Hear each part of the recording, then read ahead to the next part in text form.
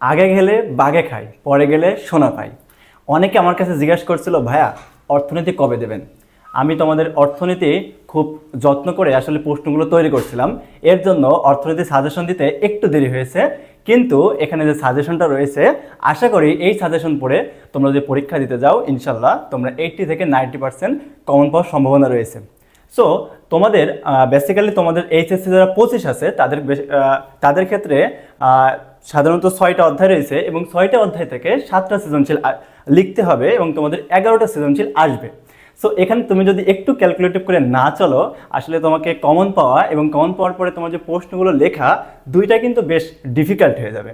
তো সেই জায়গা থেকে আমরা বিগত প্রায় 10 বছরের প্রশ্নগুলো বিভিন্নভাবে আমরা বিচার বিশ্লেষণ করে আমরা আজকের এই স্লাইডটা তৈরি করেছি।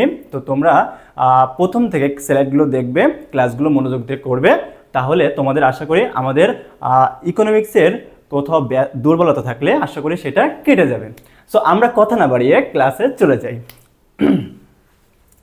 আমরা একেবারে প্রথমে আমাদের প্রথম পত্র যেটা রয়েছে, প্রথম পত্রের আমরা ক নম্বরের কিছু সাজেশন দেখি। ক নম্বরে কি আছে? প্রথমে ছিল হচ্ছে দুষ্প্রাপ্যতা কি। এটা কিন্তু খুবই গুরুত্বপূর্ণ। কি ছিল? দুষ্প্রাপ্যতা কি। তাহলে তোমরা এটা একটু গুরুত্বপূর্ণ, এটা দেখবা। 2 নম্বরে ছিল ব্যষ্টিক অর্থনীতি কি। ওকে। 3 নম্বরে ছিল উৎপাদন সম্ভাবনা রেখা বা পিপিসি। 4 নম্বর হচ্ছে অর্থনীতিতে নির্বাচন বলতে আসলে কি বোঝায়। 5 নম্বর হলো মিশ্র অর্থব্যবস্থা অথবা নির্দেশনামূলক অর্থব্যবস্থা। এই দুইটাই কিন্তু গুরুত্বপূর্ণ। ওকে। সো তোমাদের সাজেশন দেওয়ার আগে একটা কথা বলি, অনেক সময় হতে পারে ক নম্বরে একটা প্রশ্ন সেটা কিন্তু খতেও আসতে পারে, আবার খ একটা প্রশ্ন হয়তো জ্ঞানমূলক দিয়ে ক নম্বরে আসতে পারে। তো তোমরা যেন এটা ভেবে না যে ক নম্বরে এগুলো পড়ছি মানে ক নম্বরের জন্য এগুলো পড়ছি না, এটা তোমার ক খ গ ঘ 4টের জন্য হয়ে যাইতে পারে। ওকে। সো এটা কিন্তু খুবই গুরুত্বপূর্ণ। তোমরা প্রত্যেকটা প্রশ্ন মনোযোগ দিয়ে দেখো, তাহলে আশা করছি ওই অধ্যায়ে যতগুলো সমস্যা আছে খুব দ্রুত সময়ের মধ্যে সলভ হয়ে যাবে। ওকে।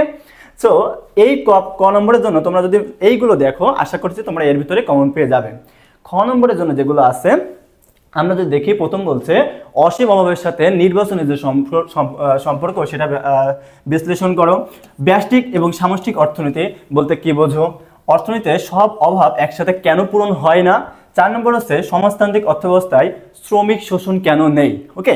সো এই বিষয়গুলো তোমরা যদি একটু পড়ো ধরে তাহলে দেখবা তোমাদের খ নম্বরে এর ভিতর থেকে ইনশাল্লাহ একটা কমন প্রশ্ন পড়ে গেল। ওকে। গ নম্বরে দেখি। গ নম্বরে বলছে যে আমরা মাত্র 2টা প্রশ্ন নিয়েছি এখানে, একটা হলো উৎপাদন সম্ভাবনা রেখা বা পিপিসি। ওকে। এইটা আসতে পারে, অথবা কোনো একটি অর্থব্যবস্থা। আমাদের 4টা অর্থব্যবস্থা দেখছি না, একটা হচ্ছে ধনতান্ত্রিক, একটা হচ্ছে সমাজতান্ত্রিক, একটা হচ্ছে মিশ্র, আর একটা হলো ইসলামিক যেটা আছে। সো এই 4টার ভিতরে সবচেয়ে গুরুত্বপূর্ণ হচ্ছে তোমার ধনতান্ত্রিক এবং মিশ্র। ওকে। মাঝে মধ্যে তোমার সমাজতান্ত্রিকও পড়ে, অথবা ধনতান্ত্রিক এবং সমাজতান্ত্রিক দুইটা দিয়ে একটা তৈরি করতে পারে। সো খুবই খেয়াল রাখবা অর্থব্যবস্থা এবং পিপিসি, এই দুইটা খেয়াল রাখলে ইনশাল্লাহ হয়ে যাবে। ঘ নম্বরে এসে কি বলছে? ঘ নম্বরে এমন হতে পারে যে তোমার দ্রব্যের দাম আগে ছিল 50 টাকা, এখন বাড়ায় 80 টাকা করলে, অর্থাৎ দ্রব্যের দাম কমা বা বাড়ার ফলে পিপিসি রেখার কি পরিবর্তনটা হবে। 2 নম্বরে কি হলো? এই পরিবর্তন বলতে কি আসলে এটা কি অদক্ষ নাকি দক্ষ নাকি অর্জনযোগ্য। ওকে। এই জায়গাটা খেয়াল রাখবা যে পরিবর্তনের ফলে সেই আগে ছিল মনে করো দক্ষতে, এখন 10 কমাই দিলে তখন কি হলো? তোমার অদক্ষ হয়ে যাচ্ছে বা অর্জনযোগ্য হয়ে যাচ্ছে। এই বিষয়টা একটু খেয়াল রাখতে হবে। ওকে। আর একটা রয়েছে যে কোনো দুইটি অর্থব্যবস্থার তুলনা হবে। গ নম্বর হয়তো দিলে যে মনে করো যে উদ্দীপকের ক চিহ্নিত যে অংশ এটা আসলে কিসের ব্যাখ্যা চাইছে, তুমি তখন দিলে যে ক চিহ্নিত অংশটা হলো ধনতান্ত্রিক।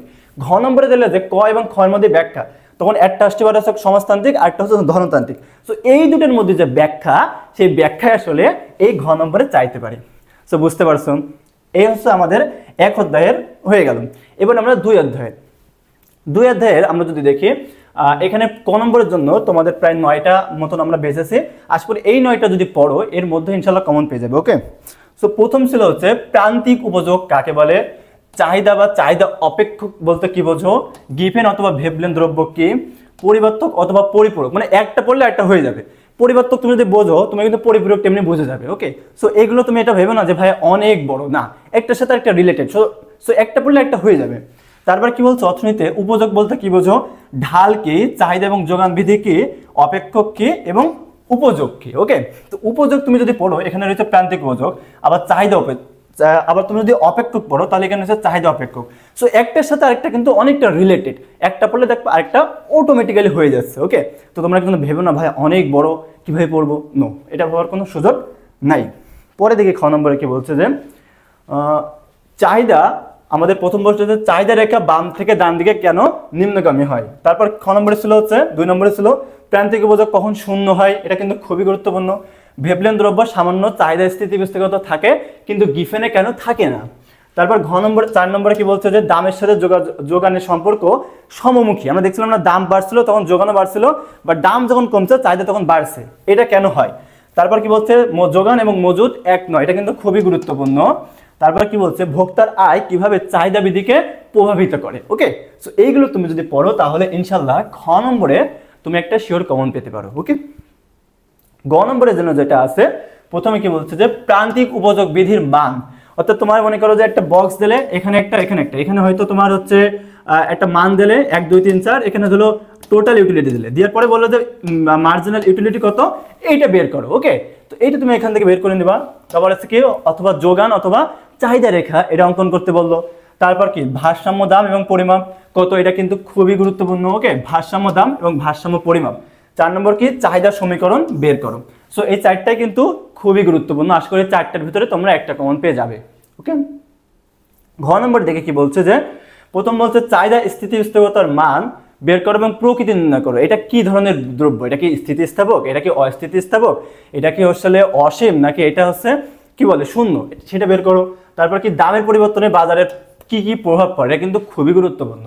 এরপরে আছে কি কখন ক্রমহ্রাসমান প্রান্তিক উপযোগ বিধি কার্যকর হয় না। ওকে, কয়েকটা কারণ রয়েছে না, যখন আয়ের সাথে আয় বাড়ে দাম বাড়ে, এরকম কয়েকটা আছে। তারপর শখের বস্তুর ক্ষেত্রে ওই চার্টটা তোমরা একটু সুন্দর করে লিখে রাখবে। ওকে, যদি চাহিদা দেয় দেখবে ওই চার্টের ভিতরে হয়তো তোমাদেরকে প্রশ্ন ফেলে দিতে পারে। ওকে, সো এটা একটু খেয়াল রাখবা। তারপর দেখে আমরা 3 অধ্যায়ে কি আছে। 3 অধ্যায়ে প্রথমে কি বলছে যে 3 অধ্যায়ে আমরা অনেক শর্ট করে দিয়েছি। প্রথম বলছে উৎপাদন কি, এটা কিন্তু খুবই গুরুত্বপূর্ণ, খুবই গুরুত্বপূর্ণ। ওকে, প্রথম হলো উৎপাদন কি, তারপর হলো মাত্রাগত উৎপাদন কি।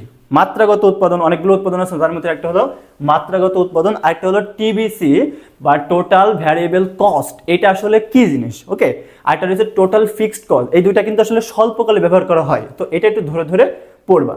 খ নম্বরে কি বলছে দেখো যে স্বল্পকালীন উৎপাদন অপেক্ষক সকল উপাদান কি স্থির, অবশ্যই না, কেন না তুমি একটু ব্যাখ্যা করবা। তারপর কি বলছে দীর্ঘকালে মোট স্থির ব্যয় বা টিএফসি কেন থাকে না, এটা তো স্বল্পকালে থাকে, টিএফসি আর টিভিসি সমান সমান, এটা স্বল্পকাল না, কেন দীর্ঘকালে এটা থাকে না। গ নম্বর কি বলছে যে মূলধন উৎপাদনের উৎপাদিত উপাদান, এটা আমরা একটা লাইন দেখছিলাম যে মূলধন হলো উৎপাদনের উৎপাদিত উপাদান, কারণ কি হয় মূলধনকে কাজে লাগিয়ে বারবার বারবার তুমি উৎপাদন করতে পারবা। ওকে, তারপর কি বলছে শিল্পক্ষেত্রে অথবা কৃষিক্ষেত্রে প্রান্তিক উপযোগ বিধি কখন, প্রান্তিক উৎপাদন বিধি কি কার্যকর, অথবা যদি কার্যকর হয় কতটুকু কার্যকর সেটার ব্যাখ্যা করবা। আর লাস্ট হচ্ছে গড় ব্যয় বা এসি কেন ইউ আকৃতির হয়, এটা খুবই গুরুত্বপূর্ণ। ওকে, এটা আসলে খুবই গুরুত্বপূর্ণ যে এসি রেখা কেন এরকম ইউ আকৃতির হয়, এটা একটু দেখে পড়বো। ওকে, গ নম্বরের জন্য আমাদের কি বলছে যে প্রথম বলছে এগুলোর মধ্যে একটা মান বের করতে পারে, হয় বলতে পারে যে এপি বা এভারেজ প্রোডাকশন, তারপর হচ্ছে মার্জিনাল প্রোডাকশন বা টোটাল প্রোডাকশন কত সেটা বের করো। ওই যে একটু আগে দিলাম উপযোগ বের করছো, তো উপযোগ বের করে না বলে তোমাকে হয়তো ঘ নম্বরে এসে এইগুলো বলতে পারে, মানে 3 অধ্যায়ে এসে। তারপর আরেকটা কি ছিল উৎপাদনের আলোকে এসি টিসি এবং এমপি বা হচ্ছে এমসি রেখা অঙ্কন করো। ওকে, তো এখানে যে তুমি যেটা লিখলে হয়তো এখানে সেটা আঁকতে হবে, আঁকানোর পরেও হয়তো তোমাকে কি করবে বলবে একটু প্রকৃতি নির্ণয় করো অথবা এটা একটু ব্যাখ্যা করো, তখন তুমি চিত্র রাখাবা নিচে ওইটা ব্যাখ্যা করবা। ওকে, তো আশা করি বুঝতে পারছো। পরে দেখে আমাদের কি বলছে ঘ নম্বরের জন্য একটা বলছে যে কোনো 2টি রেখার বিশ্লেষণ করো। ওকে, যে কোনো 2টি রেখা বিশ্লেষণ করো। আর একটা হলো কোন বিধি কার্যকর হয়েছে, এটাকে ক্রমহ্রাসমান প্রান্তিক উপযোগ বিধি নাকি ক্রমবর্ধমান উপযোগ বিধি নাকি সমান বা শূন্য উপযোগ বিধি। ওকে, তো এইগুলো একটু ব্যাখ্যা করবা। ঘ নম্বর শেষ। তারপর দেখি তারপর হলো আমাদের মজার একটা অধ্যায় 4 অধ্যায়। এই 4 অধ্যায়ের প্রশ্নের জন্য তোমাদের কাছে আমার রিকোয়েস্ট কেউ ছেড়ে এসো না, কারণ এখানে কিন্তু 10-এ 10 পাওয়ার সবচেয়ে বেশি সম্ভাবনা থাকে এই অধ্যায়ে। তো এখানে আমরা খুব সুন্দর সুন্দর কয়েকটা প্রশ্ন নিয়েছি, সেগুলোর ভিতরে প্রথম কি বলছে যে অর্থনীতিতে বাজার বলতে কি বোঝো, এটা কিন্তু খুবই গুরুত্বপূর্ণ। ওকে, অর্থনীতিতে বাজার বলতে আসলে কি বোঝো, একচেটিয়া বা মনোপলি কিন্তু একই। ওকে, একচেটিয়া আর মনোপলি বাজার কিন্তু এক। এই বাজার বলতে আসলে কি বোঝো, 3 নম্বর বলছে অপূর্ণ প্রতিযোগিতামূলক বাজার, এর ভিতরে সবগুলো পড়ার দরকার নেই। ডুওপলি মানে কি, অলিগোপলি মানে কি, আর দ্বিপাক্ষিক মানে কি, এই তিনটাই পড়লে ইনশাল্লাহ কম পেয়ে যেতে পারো। হয়তো ক নম্বরে এরকম পড়লো যে ডুওপলি বাজার কি, অথবা অলিগোপলি বাজার কি, অথবা দ্বিপাক্ষিক বা বিলাটেরাল বাজারটা কি। ওকে, খ নম্বরের জন্য তোমরা কি দেখবা যে একচেটি বাজারে ফার্মকে প্রাইস মেকার বলা হয় কেন। ওকে, খ নম্বরে কি তারপর কি বলছে যে একচেটি বাজারে ফার্ম এবং শিল্প একই কেন, ব্যাখ্যা করবা। গ নম্বরে বলছে বা 3 নম্বরে বলছে পূর্ণ প্রতিযোগিতামূলক বাজারে এ আর বা এভারেজ রেভিনিউ সবসময় পি এর সমান হয় কেন। তো এটা তোমাদের আমি বলছিলাম, সো এটা একটু দেখে যাবে। এটা এই তিনটাই কিন্তু গুরুত্বপূর্ণ। এখানে যে খ নম্বরের তিনটায়, এই তিনটা দেখবা কোনো না কোনো বোর্ডে ইনশাল্লাহ এগুলোই থাকবে। ওকে, তো এটা একটু খুব মনোযোগ দিয়ে দেখবা। তারপর কি বলছে যে এইবার যে প্রশ্নটা, এই যে প্রশ্নটা এটা কিন্তু খুবই গুরুত্বপূর্ণ। তোমাকে হয়তো দুটো মান দিলে, দেওয়ার পরে বলতো যে মুনাফার পরিমাণ বা আর এর মান বের করো। তাহলে আর এর মান সমান কি, টি আর মাইনাস টিসি, এটা বের করবা। ওকে, এই মানটা কিন্তু সবসময় একই, কেউ যেন আবার টিসি মাইনাস টি আর করো না। এই মানটা কিন্তু সবসময় টি আর মাইনাস টিসি। যদি মাইনাসে চলে যায় তখন একরকম হবে, প্লাসে গেলে একরকম, শূন্য হলে একরকম। তারপর কি বলছে কোন বাজারকে নির্দেশ করেছে। ওকে, এটা কি একচেটিয়া বাজার, কেউ একটা দিলে যে উনি একটা বাজার গেছে, যেই বাজারে তোমার মনে করো যে কি হয়েছে, একজন লোক প্রাইস মেক করছে, তখন গ নম্বর এসে দিলে যে ওই বাজারটা আসলে কোন বাজার, তো তুমি লিখবা যে হয় এটা একচেটিয়া বাজার অথবা পূর্ণ প্রতিযোগিতামূলক বাজার, যে বাজারটা হবে। তারপরে কি বলছে দেখো, চিত্র থেকে রেখা অঙ্কন, অর্থাৎ তোমার মনে করো যে আগে চিত্র ছিল এই জায়গায়, এখন বললো যে চিত্রটা এই জায়গায় আসার ফলে কি পরিবর্তন হয়েছে, তখন তুমি লিখবা যে হয় মুনাফা হয়েছে, অথবা ক্ষতি সত্ত্বেও উৎপাদন করেছে, অথবা লাভ হয়েছে। তারপরে দেখে আমাদের কি বলছে যে ঘ নম্বরে এসে বলছে যে এসি রেখার পরিবর্তনের ফলাফল কি। ওকে, এসি রেখা যদি মানে আমি যতগুলো সৃজনশীল প্রায় অনেক বোর্ডগুলো দেখলাম, প্রত্যেকটার বিষয় এইগুলো নিয়েছে। ওকে, যে এসি রেখার পরিবর্তনের ফলে আসলে কি কি হচ্ছে, সেখানে কি লাভ হচ্ছে, সেখানে কি ক্ষতি হচ্ছে, নাকি লাভ হচ্ছে, নাকি উৎপাদন বন্ধ করে দেবে, নাকি ক্ষতি সত্ত্বেও উৎপাদন করবে, হচ্ছে লাভ জিরো নাকি ক্ষতি সত্ত্বেও উৎপাদন করবে। এই তিনটা বিষয় ঘ নম্বরে প্রায় প্রত্যেকটা বোর্ড এইগুলো নিয়ে আলোচনা করছেন। সো তোমরা এইটা একটু দেখে যাবে। তারপরে আমরা দেখি কি বলছে, আমাদের আর দুইটা অধ্যায় আছে, একটা হচ্ছে নবম অধ্যায়, একটা হচ্ছে দশম। নবম অধ্যায় এসে কি বলছে যে ক নম্বরে দেখি আমরা যদি সামগ্রিক আয় এবং মোট জাতীয় আয়টা আসলে কি। ওকে, তারপর কি দ্বৈত গণনা, অর্থাৎ একটা জিনিস আমরা কি করি, বেসিক বা যখন চূড়ান্ত দ্রব্য থাকে তখন একবার গণনা করি, আর প্রাথমিক দ্রব্য এই দুইবার গণনা করাকে বলে দ্বৈত সমস্যা। তো এইটা একটা কি জিডি বা জিএনপি ধারণা সম্পর্কে তোমাদেরকে মাস্ট এটা কিন্তু সবচেয়ে গুরুত্বপূর্ণ। এটা কোথাও না কোথাও তুমি পাবা। ওকে, হয় ক নাই, খ নাই, গ নাই, ঘ, কোথাও না কোথাও তুমি পাবা ইনশাল্লাহ। তারপর কি বলছে এনএনআই অথবা এনডিআই, যে কোনো একটা পড়তে পারে। তারপর হচ্ছে মুক্ত অর্থনীতি এবং বদ্ধ অর্থনীতি বলতে কি বোঝো। তারপর কি বলছে ভোগ কাকে বলে অথবা স্বয়ংভূত ভোগ, মানে ভোগের যে চ্যাপ্টারগুলো আছে এটা তুমি খুবই সুন্দর করে পড়ে যাবা। ওকে, ভোগ যেটা আছে খুবই ভালো করে পড়ে যাবা। তারপর দেখি খ নম্বরের জন্য কি বলছে। খ নম্বরে প্রথম বলছে যে সঞ্চয় হলো বিনিয়োগের ভিত্তি, এটা কিন্তু খুবই ইম্পর্টেন্ট। ওকে, তারপর কি বলছে প্রবাসীদের আয় কোন জাতীয় আয়ের অন্তর্ভুক্ত হয়, এটা কি জিডিপিতে যুক্ত হয়, এটা কি জিএনপিতে যুক্ত হয়, নাকি অন্য কিছুতে, হলে কেন সেটাই হয়। যদি জিডিপিতে যুক্ত না হয় জিএনপিতে হয়, তাহলে কেন জিএনপিতে হয় জিডিপিতে হয় না, এটা একটু ব্যাখ্যা পড়বা। 3 নম্বর এসে বলে জিএনআই এবং জিডিপির মধ্যে পার্থক্য কি। 4 নম্বর হলো স্বয়ংভূত ভোগ এবং প্ররোচিত ভোগ। স্বয়ংভূত ভোগ হলো কি তোমার আয় থাকুক বা না থাকুক যে ব্যয়টা হবে সেটা হচ্ছে স্বয়ংভূত আয়, আর প্ররোচিত ব্যয় হলো তোমার দাম বাড়ার সাথে সাথে যে ভোগটা বাড়বে। ওকে, গ নম্বর এসে কি বলছে যে মোট জাতীয় আয় ওয়াই এর মান বের করো, এটা কিন্তু সবসময় আসবে। তাহলে ওয়াই ইকুয়ালটা আমরা কি দেখছি, সি প্লাস আই প্লাস জি, এই মানটা কিন্তু একদম টানা মুখস্থ রাখবা। সিটা কি ভোগ, আইটা হচ্ছে ইনভেস্ট, জিতে হচ্ছে গভর্নমেন্ট। আরেকটা যদি পড়ে এটা কিন্তু বদ্ধ অর্থনীতি, যদি মুক্ত অর্থনীতি বলে তখন এক্স এ মাইনাস এম, অর্থাৎ রপ্তানি মাইনাস আমদানি, এটাও কিন্তু থাকবে।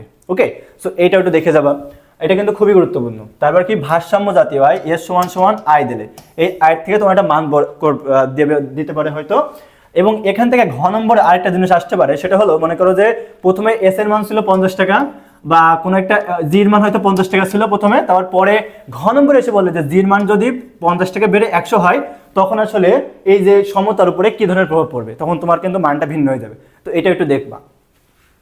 3 নম্বরে এসে কি বলছে যে জিডিপি এবং জিএনপির মান বের করো। ওকে, জিডিপি জিএনপির মান কিন্তু এভাবেই তোমরা বের করতে পারবে। ওকে, সো এইটাই।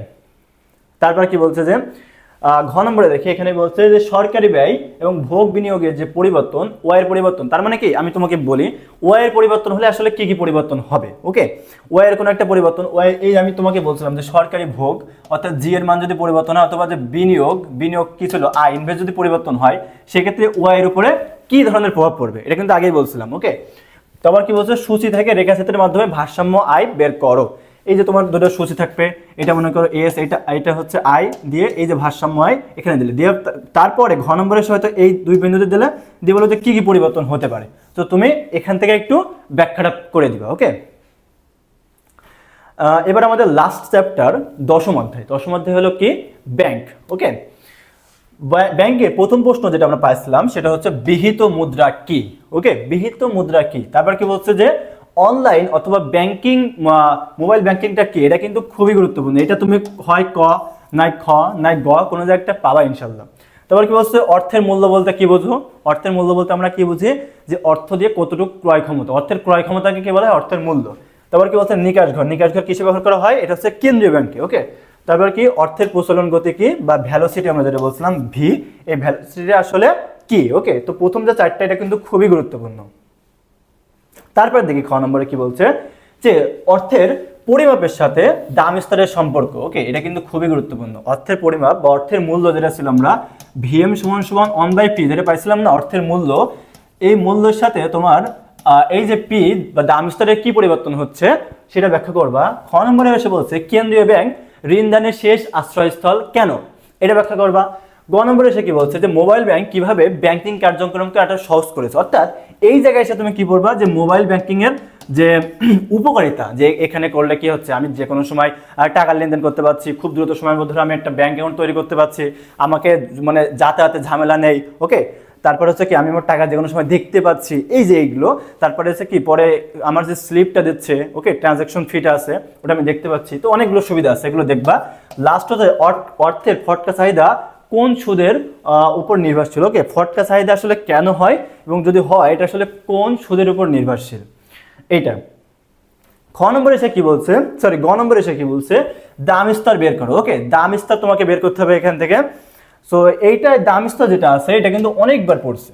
ওকে, পি এর মান বের করতে, ওকে তোমাকে হয়তো বলবে যে এম ভি সমান পিটি, এই তিনটের মান দিয়ে দিলে অথবা এম অন ভি ওয়ান। ওকে, এই সূত্র দিয়ে দিলে এই চারটের মান দিয়ে দিলে টির মান দিলে বাট পির মান দিলে না, তোমাকে এখান থেকে পির মানটা দিতে হবে। অথবা তোমাকে বললে যে অর্থের মূল্য বা ভিএম এর মানটা বের করো, তখন তুমি কি করবা এই যে পির মান বের করে 1/p দিয়ে ভাগ করে দিবা। ওকে, সো কোনো প্রশ্ন দেখে তুমি যেন ঘাবড়ে যাবে না। তুমি প্রশ্নটা প্রথমবার দেখবা হয়তো তোমার কাছে আনকমন লাগতে পারে, তারপরে বার দেখবা তখন মনে হতে পারে যে না না না আমার একটু মনে পড়ছে, তারপরে যখন আরেকবার দেখবা মনে হবে ও হে এইটা তো আমি করছিলাম। এই যে তুমি করছিলাম এই যে কনফিডেন্স, এটা তোমাকে ওই প্রশ্নটা সলভ করতে সমাধান করবে। সো প্রথমে প্রশ্ন থেকে ঘাবড়ে যাওয়ার কিছু নাই। ওকে, সো এইটাই। তারপরে আমাদের 2 নম্বরে কি বলছে উদ্দীপকের কোন ব্যাংকের নির্দেশ করেছে। এখানে দুইটাই ব্যাংক আছে ভাই, একটা হলো বাণিজ্যিক ব্যাংক আর একটা হচ্ছে কেন্দ্রীয় ব্যাংক। এই দুইটা ব্যাংক খুবই খুবই খুবই গুরুত্বপূর্ণ, তাছাড়া এই দুটো বাদে তো কিছুই নাই, তো এটা তো গুরুত্বপূর্ণ হবেই। সো এই দুইটা ব্যাংকের তোমার কাজ হচ্ছে কি জানো, এই দুইটা ব্যাংকের এরকম একটা লিস্ট তৈরি করে, এখানে লিখবা যে বাণিজ্যিক ব্যাংক আর একটা লিখবা হচ্ছে কেন্দ্রীয় ব্যাংক, লিখে এখানে বৈশিষ্ট্যগুলো তোমাদের হাতে প্রায় এখনো প্রায় 25-26 দিন আছে। তো এখন যদি তুমি এই লিস্টটা তৈরি করো এবং তুমি ঘুম থেকে উঠে যে জায়গায় প্রথমে তোমার নজর যায় ওই জায়গায় তুমি এই লিস্টটা তৈরি করে মানে মেরে রাখবা, কারণ তোমার যদি 10ম অধ্যায় থেকে কোনো প্রশ্ন আসে ইনশাল্লাহ এই জায়গা থেকে প্রশ্ন আসবে। ওকে, সো তোমাদের মাস্ট বি এটা দেখে রাখতে হবে। ঘ নম্বর কি বলছে, এই যে যেটা আমি বললাম যে ব্যাংক দুটির বৈশিষ্ট্য, একটা হচ্ছে বাণিজ্যিক ব্যাংক আর একটা হচ্ছে কেন্দ্রীয় ব্যাংক। তো এই দুটি যে বৈশিষ্ট্য, এই বৈশিষ্ট্যটা তোমাদেরকে অবশ্যই কি করতে হবে মার্ক আউট করে করে লিখে দিতে হবে। ওকে, তোমাকে এখানে বলতে পারে যে উক্ত ব্যাংক দুটির আলাদাভাবে বিশ্লেষণ করো, তো তুমি বিশ্লেষণ করবা যে এই ব্যাংকের এই কাজ ওই ব্যাংকের ওই কাজ সেটা। ওকে, 2 নম্বর কি বললো এম এবং ভি এর মানের পরিবর্তনের ফলে দাম স্তরে কি পরিবর্তন হবে। অর্থাৎ আগে মনে করো যে তোমার এটা সূত্র কি ছিল M1 V1 প্লাস MV সমান PT। ওকে, সো তোমাকে প্রথমে সবগুলো মান ঠিক আছে, হয়তো এই দুইটা মানে তোমার চেঞ্জ করে দিলে, আগে হয়তো ছিল 50 আর এখানে ছিল হয়তো 20, এবার চেঞ্জ করে এখানে হয়তো 100 এখানে হয়তো 40 করে দিলে, দেওয়ার পর কি হবে তখন দাম স্তর হয়তো বাড়বে, দাম বাড়বে তখন কি হবে দাম স্তর হয়তো অর্ধেক হয়ে যাবে। ওকে, সো এইটা একটু দেখবা, আশা করি তোমাদের হয়ে যাবে। ওকে, আমাদের একটা কোর্স আছে সেটা হচ্ছে এইচএসসি যারা 25 এবং যারা 2025 আছে তোমাদের জন্য এই কোর্সটা রয়েছে। এবং এইচএসসি যারা এইচএসসি পরবর্তী যারা আছে তাদের জন্য বিশেষ করে এই যে অ্যাডমিশন কোচিং, এখানে তোমাদের দেশ বরেণ্য সব স্যারেরা তোমাদের ক্লাস নেবে। এবং এই কোর্সের মাত্র আমরা কত 2999 টাকায় হচ্ছে এই কোর্সের ফি মাত্র 2999 টাকা। এবং এখানে প্রায় 11 মাস ক্লাস করানো হবে, অর্থাৎ তুমি যদি প্রথমবার কোনোভাবে স্লিপ করো দ্বিতীয়বার তুমি ওখানে ক্লাস করতে পারছো। এবং এখানে অনেকগুলো বই আছে, তোমরা চাইলে এগুলো কালেক্ট করতে পারবো। এবং এগুলো কালেক্ট করতে হলে তোমাকে প্রথম 200 জনের মতো থাকতে হবে। সো এটা গেলো আমাদের প্রমোশন। এবার তোমাদের আমি কিছু কথা বলি, সেটা হলো কি তোমাদের হচ্ছে এই ক্ষেত্রে তোমাদের আমি প্রায় অনেকগুলো সাজেশন দিয়েছি। ওকে, তো এই সাজেশনের ক্ষেত্রে তোমার যদি কোনো সময় মনে হয় ভাই আমি কোনোটা বুঝিনি, আমাদের কমেন্ট বক্সে আছে, তোমরা ডিরেক্টলি লিখে দেবা ভাই আমি এটা বুঝিনি। তোমরা যার যেটা সমস্যা সব লিখে দেবা, এই সমস্যাগুলো থেকে আমরা দরকার হলে আরেকটা ভিডিও বানাবো। ওকে, যে কার কোথায় সমস্যা সেগুলো মার্ক আউট করবো, এগুলো বোর্ডে দেখাবো, দেখানোর পরে এগুলো আমরা সলভ করবো। ওকে, সো তোমরা অনেক কিছু আমি কিন্তু দেখালাম, ইনশাল্লাহ এইগুলো তোমরা যদি করো ইনশাল্লাহ 80 থেকে 90% তোমাদের কমন পেতে পারো। ওকে, ইনশাল্লাহ। সো তোমাদের আমি বলবো যে তোমাদের কোনো প্রবলেম থাকলে আমাদের ইউটিউব চ্যানেলে তোমাদের হচ্ছে আমরা কমেন্ট করবা, কমেন্টের রিপ্লাই আমরা না দিতে পারলেও আমরা কমেন্টটা মার্ক আউট করবো, ওখানের ওর উপর ভিত্তি করে আমরা কি করবো আরেকটা ভিডিও দেবো, যার কারণে তোমাদের যে সলভ সমস্যাগুলো সেটা ফুটে উঠতে পারে। অথবা এমন হতে পারে কোনো একটা টপিক হয়তো গুরুত্বপূর্ণ তোমার কাছে মনে হচ্ছে, বাট আমি হয়তো ওটা দেইনি, সো ওইটা তুমি লিখে দিতে পারবে ভাই এইটা আমি বুঝিনি, তখন আমি ওইটা তোমাকে আমার মতো করে বুঝিয়ে দেবো। ওকে, সো এটা গেল হচ্ছে আমাদের এইচএসসির যারা ফার্স্ট পেপারের প্রিপারেশন চাচ্ছিলে তোমাদের suggestion class. So second paper আমরা খুব দ্রুত সময়ের মধ্যে দিয়ে দেবো। সো তোমরা আজকের ক্লাস এই পর্যন্তই, তোমরা ভিডিওটা সম্পূর্ণভাবে খুব সুন্দরভাবে দেখবা, কোথাও বুঝতে অসুবিধা হলে আমাদের জানাবা। সকলে ভালো থাকো, সুস্থ থাকো, আল্লাহ হাফেজ।